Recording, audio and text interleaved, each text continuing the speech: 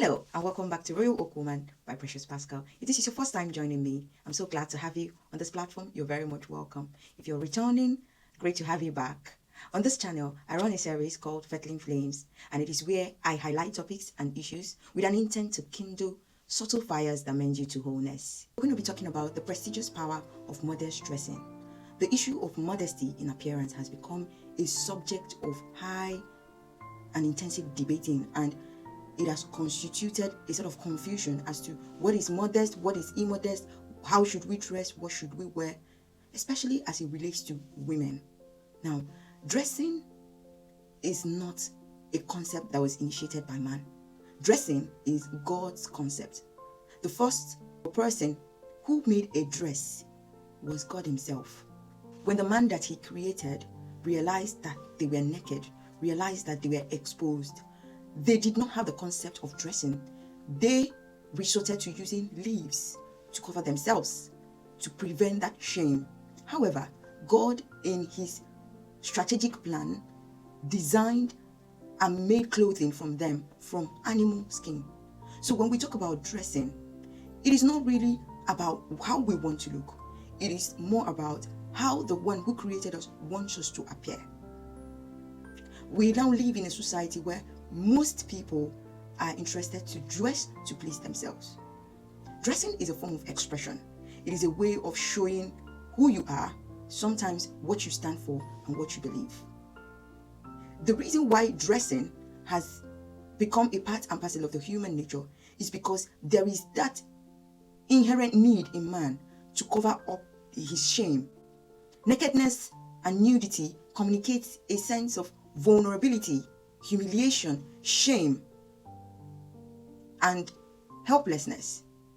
However, when we dress, we feel confident, we feel safe, we feel preserved, we feel in control of ourselves and our bodies.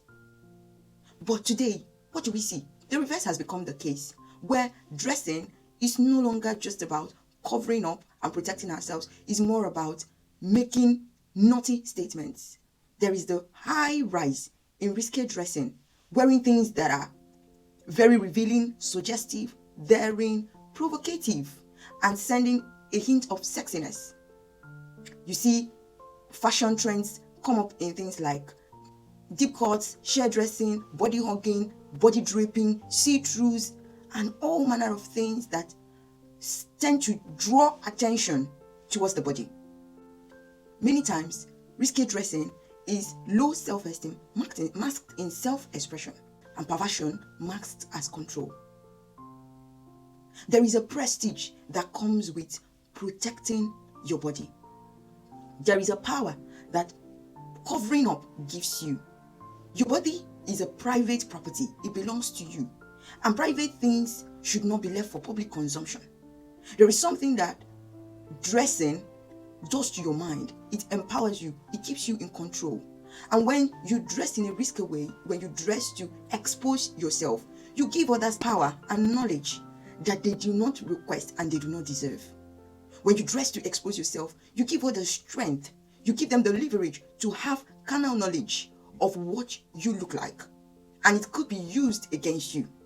When you dress indecently, you send a message that you are attention seeking. You want to be noticed. There is a sort of validation that is missing and can only be fulfilled by the attraction and the attention that you gain from others. When you dress indecently, you're communicating the message that your body is a sense of object, and it is contradictory that at the same time you expect people to respect you, to keep their eyes away, not to stare, not to feast on your body. But you have violated your own laws. Our bodies are special, and special things are meant to be protected. And so, our bodies are meant to be protected. Your body is delicate, it is private to you. It can be compared to gold. Gold is special because it is rare. It's not something you find anywhere out there. And so when you expose yourself, you give others freedom, liberty to have knowledge of things about you that they shouldn't have. In that manner, you have surrendered the information about your physical look to people who do not earn it. to strangers who do not care about it. Not only that, when you dress indecently, you insult other people's sense of decency.